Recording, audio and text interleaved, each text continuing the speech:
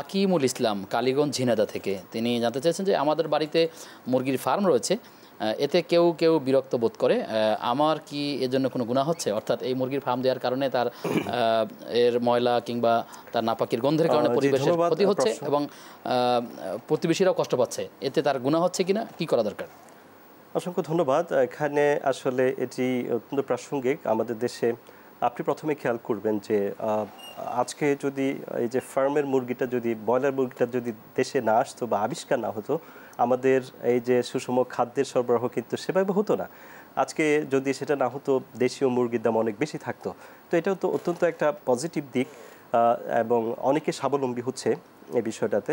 তবে তার জন্য আমাদের যেটি পরামর্শ থাকবে, উনি যতটা পরিষ্কার পরিচ্ছন্ন করে রাখতে পারেন, যদি ওনার পক্ষে এই ফার্মটাকে লোকালয় থেকে একটু দূরে, যেখানে মানুষের জন্য কষ্টকর কম হয়, সেটা ওনার চেষ্টা করা উচিত।